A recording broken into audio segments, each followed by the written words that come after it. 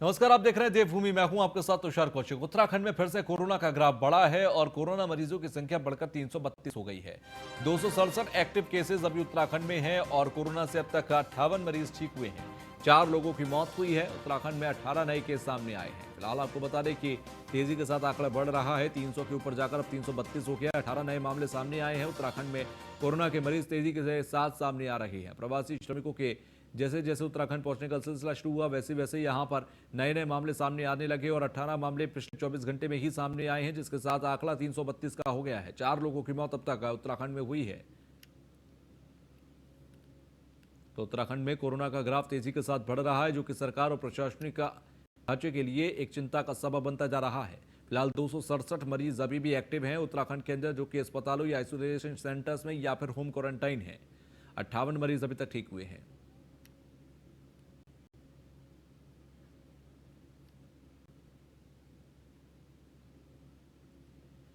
तो उत्तराखंड में कोरोना के 18 नए केस सामने आए हैं और कोरोना का ग्राफ एक बार फिर से बढ़ा है। 332 कोरोना के मरीजों की संख्या पता लगी है। फिलहाल आपको बता दें कि 58 कोरोना मरीज अभी तक ठीक हो पाए हैं, बाकी 267 अभी भी ट्रीटमेंट ले रही हैं।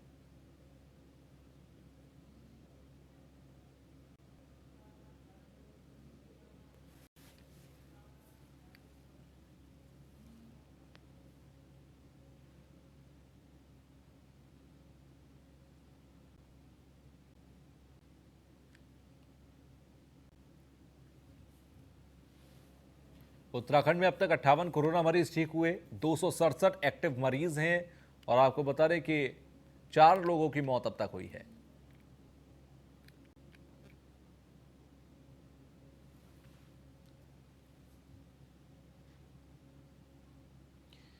खबर काशीपुर से है। 6 वर्षीय मासूम में कोरोना की पुष्टि हुई है। 20 मई को फिरोजाबाद से आया था परिवार। मां अपने 3 बच्चों के साथ आई थी काशीपुर। काशीपुर के मोहल्ला लाहौरियान के अंदर रहता है परिवार और हल्द्वानी के सुशीला तिवारी अस्पताल में भेजा गया मरीज। तो 20 मई को फिरोजाबाद से आया था परिवार और मां अपने 3 बच्चों के साथ काशीपुर आई थी। फिलहाल आपको बता दें, काशीपुर के मोहल्ला लाहौरियान में रहता है परिवार। हल्द्वानी के सुशीला तिवारी अस्पताल में भेजा गया था मरीज। काशीपुर का मामला, काशीपुर में 6 साल की मासूम बच्चे में कोरोना की पुष्टि हुई है। 20 मई को फिरोजाबाद से परिवार आया था। 6 साल के मासूम में कोरोना की पुष्टि देखी गई। मां अपने 3 बच्चों के साथ काशीपुर आई थी।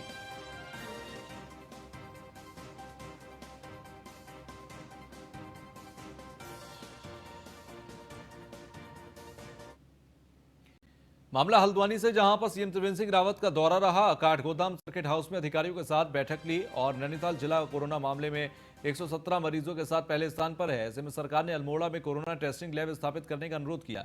सरकार कोरोना को लेकर सीएम ने जिला प्रशासन के कार्यों की समीक्षा की। मुख्यमंत्री ने कहा कि प्रवासियों के कारण मरीजों की संख्या में इजाफा हो रहा है। प्रवासियों के लौटने के बाद कोरोना मरीजों की संख्या बढ़ने का पहले से था अनुमान। तो प्रवासी जैसे जैसे उत्तराखंड पहुंच रहे हैं, वैसे वैसे यहां पर कोरोना मरीजों के संक्रमित होने का आंकड़ा जो है वो तेजी के साथ बढ़ रहा है। ऐसे में सीएम त्रिवेंद्र सिंह रावत पहुंचे, जहां पर तमाम कार्यों की समीक्षा करते नजर आए हल्द्वानी।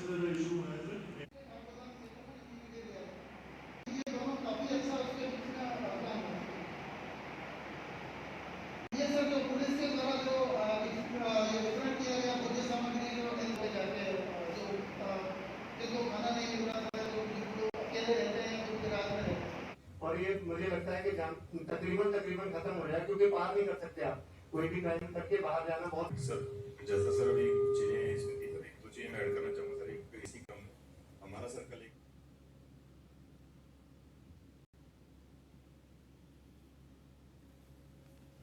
जो हमारे उत्तराखंड के लोग जो देश के विविध प्रांतों में रह रहे थे,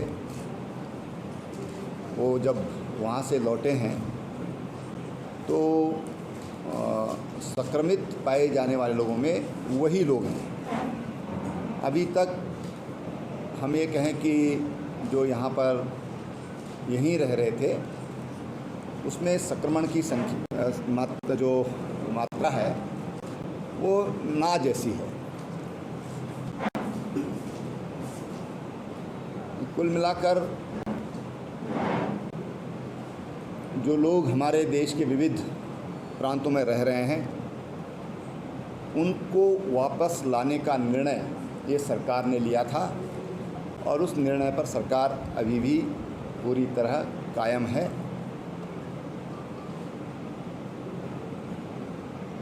ये जो संक्रमितों की संख्या बढ़ी है, ये अनपेक्षित नहीं है। ये पहले से हमारा अनुमान था कि ये संख्या बढ़ेगी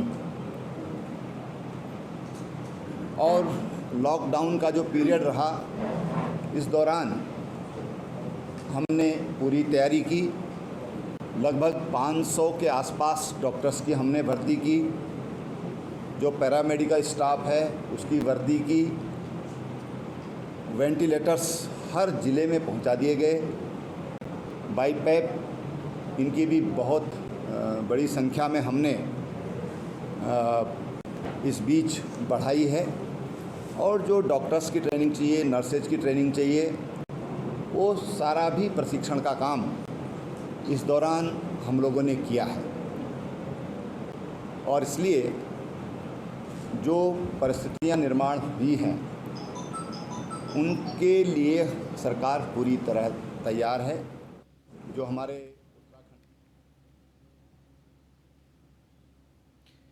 तो वहीं बीजेपी के श्रीनगर से विधायक रहे बृजमोहन कोटवाल का कुछ दिन पूर्व निधन हो गया था। उनके परिवार से मिलने आज प्रदेश के शिक्षा मंत्री अरविंद पांडे पहुंचे। अरविंद पांडे ने बताया कि आज बृजमोहन कोटवाल के परिवार को दुख की इस घड़ी में संवेदना देने वो पहुंचे और उन्होंने भगवान से प्रार्थना की उनके साथ उनके परिवार को ऐसी स्थिति में लड़ने के लिए शक्ति प्रदान मिले। वहीं बीजेपी के नेता लगातार देहरादून और दिल्ली से पहाड़ों की तरफ आकर रह रहे लोगों के साथ मिल रहे हैं, जिससे लोगों में काफी आक्रोश है।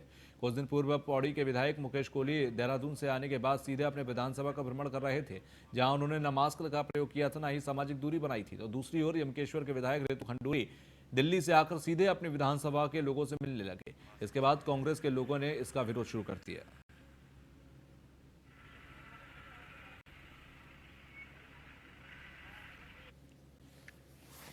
तो कोरोना को देखते हुए यहाँ वो मिलने पहुंचे और कोरोना को देखते हुए काफ़ी देरी से वो मिलने पहुंचे हैं। फिलहाल आपको बता दें कि परिवार के प्रति संवेदनाएं व्यक्त करने के लिए वो पहुंचे। कोरोना को देखते हुए लोगों ने आक्रोश भी जताया। फिलहाल दिल्ली और अन्य जगहों से आकर लोग कोरोना फैला रहे हैं। काशीपुर की तस्वीर है।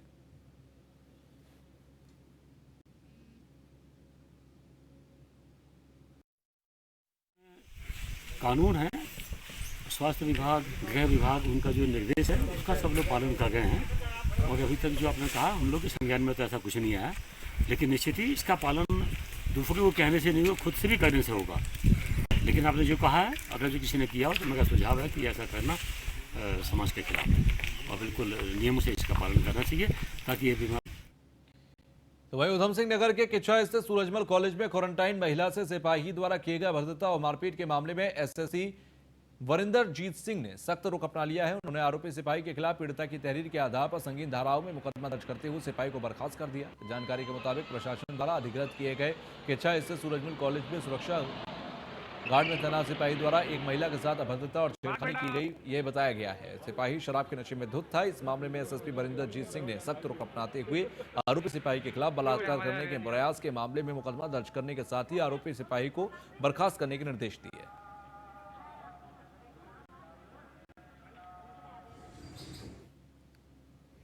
देखिए, ये फुलभट्टा थाना क्षेत्र का मामला था, जिसमें क्वारंटाइन सेंटर में ड्यूटी रत एक कर्मचारी द्वारा किसी महिला के साथ बदतमीजी की शिकायत मिली थी, जिसपे वो महिला की तहरीर के आधार पर उसमें एफआईआर दर्ज कर ली गई है। और उसके बाद उसके खिलाफ अनुशासनात्मक कार्रवाई कर दी गई है। सिपाही के खिलाफ सिपाही को अरेस्ट करके उसको आज एक। तो ब्रेक के बाद एक बार फिर आप सभी का स्वागत। हरिद्वार से खबर, जहां पर कमरे के अंदर बोरे में बंद मिला युवती का शव। 2 दिन पुराना बताया जा रहा है। युवती का शव सिडकुल क्षेत्र के IP2 स्थित एक कॉलोनी का यह मामला है। बिल्डिंग में रहते हैं कंपनी में काम करने वाले लड़के और लड़कियां, और ऐसे में गला दबाकर युवती की हत्या करने की आशंका जताई जा रही है। प्रेम प्रसंग का कारण हो सकता है इस हत्या के पीछे। फिलहाल 2 दिन पहले की ये लाश बताई गई है। एक बोरे में बंद एक युवती का शव मिला, उसके बाद इसका पोस्टमार्टम के लिए भेज दिया गया है। लेकिन 2 दिन पुराना ये शव बताया जा रहा है और आशंका है कि प्रेम प्रसंग के चलते ये हत्या की गई हो।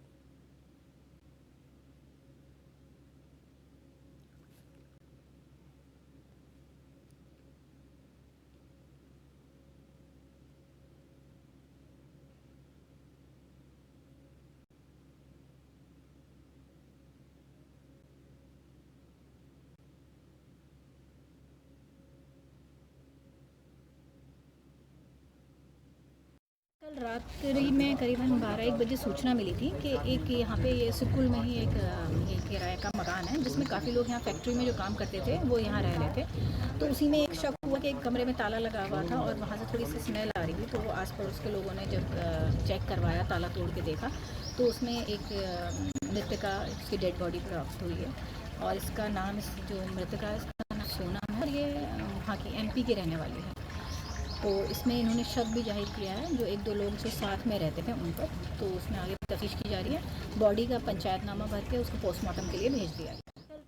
संवाददाता सुमित सैनी हमारे साथ फोन लाइन पर जुड़ गए हैं। सुमित, एक युवती का शव मिला एक बोरे में बंद, वो भी एक कमरे के अंदर। इसके परिवार वालों को क्या जानकारी लग पाई है? साथ ही साथ क्या ये जानकारी लग पाई है कि किस वजह से इसकी हत्या की गई है?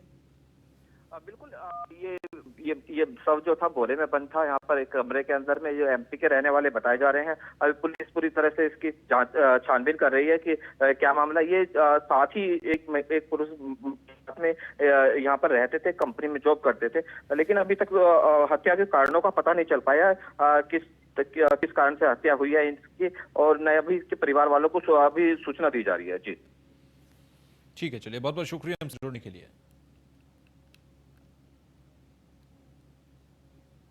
तो ब्रेक के बाद एक बार फिर आप सभी का स्वागत। ऋषिकेश के बनखंडी क्षेत्र 3 दिन से पानी नहीं आ रहा यहां पर। इसको लेकर क्षेत्र के लोगों ने वार्ड के पार्षद से इस विषय में शिकायत की। लोगों ने पार्षद को अपने मसलों के बारे में बताया और कहा कि क्षेत्र की कुछ गलियों में 3 दिन से पानी नहीं आ रहा। बार बार कहने के बाद भी पानी नहीं पहुंच पा रहा, जिससे लोगों को काफी दिक्कतों का सामना करना पड़ रहा है। संबंधित अधिकारी कहने पर भी मसले का निवारण नहीं कर रहे। वहीं पार्षद ने लोगों की समस्या सुनते ही मामले के जल्द निवारण का आश्वासन दिया है।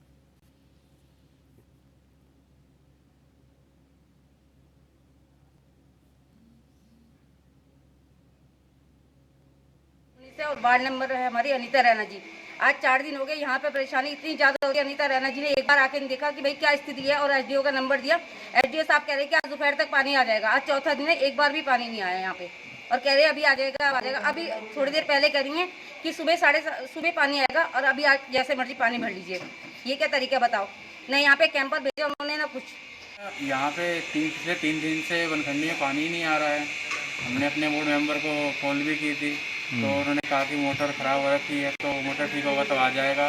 और सुबह शाम को कॉल करते हैं तो बोलते कि शाम को आ जाएगा, शाम को बोलते सुबह को आ जाएगा, लेकिन अभी तक कोई पानी नहीं आया। मोटर जो थी वो फूक गई थी, तो इसलिए पानी प्रॉब्लम आ गई थी और अब मोटर नहीं लगा दी तो पानी ठीक है वैसे आ रहा है। और कुछ घरों में नहीं आ रहा है, उनमें कल आ जाएगा। क्या समस्या आ गई थी? वो मोटर फूक गई थी, इसलिए पानी नहीं आ रहा था। जिन जगहों पे अभी नहीं आ रहा है वो किस तरह से होगा? वो उस पाइपों में हवा भर गई होगी, उसकी वजह से ये नहीं आया। वो कल सुबह आया। तो वहीं देहरादून से खबर कि लोगों ने अपने घरों में पढ़ी नमाज ईद की। और आपको बता दें, मस्जिदों में लॉकडाउन में रह रहे 2 से 3 लोगों ने ही नमाज पढ़ी है। ईद की रौनक रही फीकी और एक दूसरे के घर जाने से लोग परहेज करते नजर आए। घर में भी सिर्फ घर के ही सदस्यों ने एक साथ नमाज पढ़ी है। अल्पसंख्यक आयोग के उपाध्यक्ष शादाब शम्स ने भी घर में ही पढ़ी नमाज। लोगों ने एक दूसरे को फोन करके ईद की मुबारकबाद दी। ईद की नमाज में महामारी से बचने और मुल्क में अमन चैन की दुआ मांगी गई।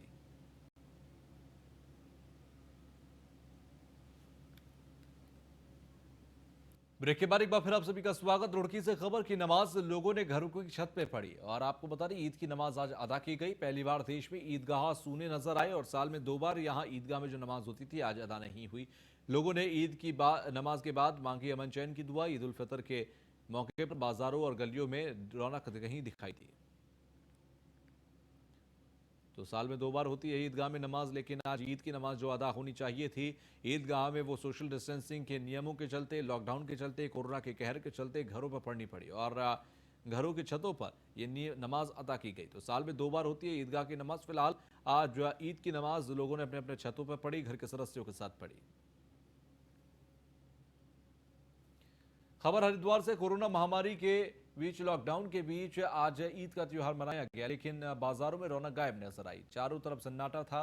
लॉकडाउन की बंदिशों ने त्योहार को फीका कर दिया। हालांकि तमाम लोगों ने ईद के त्योहार को सादगी से मनाने का फैसला किया। हरिद्वार नगरी में हमेशा ईद से पहले बाजार भीड़ से गुलजार रहते थे। सड़कों पर खासी चहल पहल रहती थी। कई जगहों पर तो तिल रखने तक की जगह नहीं होती थी और सड़कों पर लंबा जाम रहता था। लेकिन इस बार बाजार लॉक हैं। कोरोना का कहर ईद की खुशियों में खलल डाल रहा है।